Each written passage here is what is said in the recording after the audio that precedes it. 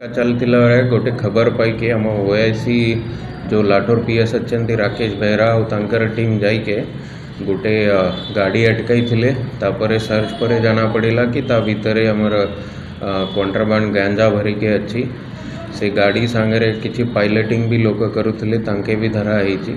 पर इनक्वारी करा पर जाना पड़ा कि एटा कन्माल एरिया रो आनिके से माना नुआपाड़ारू रायपुर पटे नहीं के सेठी डिस्पोज करी तांते।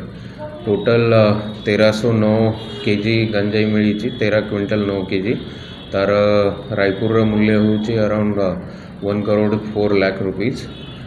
ता सहित 3टा लोक भी धरा होती। 2टा नुआपाड़ा कोमना एरिया रे अछंती, गोटे हमर चाउलबांजी बलांगीर डिस्ट्रिक्ट रे अछि। तत्सहित 4टा मोबाइल फोन मिली 2टा 2 व्हीलर धरा होती। 12,000 रुपये कैश भी सीज होती। किसी अलगा क्लूज भी आम ता भितर पाइचु जोटारे कि तार सप्लायर और तार फाइनान्सर तांका विषय रे भी तांको भी बहुत शीघ्र एप्रिहेंड करा जिवो। या भितर आमर SDPO Patnagarh, OIC Lathor, OIC Khaprakhol तत्सहित तांकर टीम बहुत भल काम करिचंती। एटा आमर जो एंटी नार्कोटिक्स ड्राइव चली जिला वाइड प्लस रातिर जो स्ट्रिक्ट नाका और पेट्रोलिंग आरंभ कराई तार गोटे परिणाम स्वरूप भल सक्सेस मिली। आम एटा को कंटिन्यू रखिबा। मुख्य अभियुक्त जो प्रोक्यूरर और रिसीवर थिला ताको धरा होती।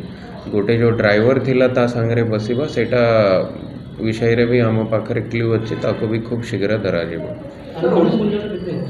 अनुमान मूल्य जमती कि रायपुर रही अच्छी 1 करोड़ रु ऊर्ध हम अराउंड 1 करोड़ 4 लाख पाखपाखरे हम एटा। सर पुलिस भल काम कले जे ओडिशा सरकार प्राइज दियंती आपण निजे कहते भल काम करछथि एसडीपीओ पुलिस बोली या पे कोन ओडे हमारा जो एनडीपीएस केसेस रहउचंती ता विषय आपने जानिथिबे। एसटीएफ पटो आम प्रपोजल पठाइली जो ऑफिसर भल काम करुचंती तांको भी रिवार्ड दिया जिवो।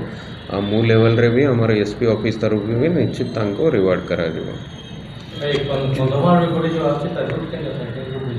रूट अलग अलग अच्छी आमर जेहेतु कन्माल रु बॉर्डरिंग जिला बहुत आमर भी बॉर्डरिंग जिला अच्छी आपन देखिथिबे। किछि दिन आगु आम जो तितलागढ़ पटे जाऊला ताको भी धरा होता। तितलागढ़ कंटाबांजी जेहेतु गाँ गहली रास्ता भल हो जाइए सबुआड़ तांका पाई भी सुविधा होची। बहुत सारा रास्ता अच्छी बट आम वॉच रखीचु ता ऊपर। चलो।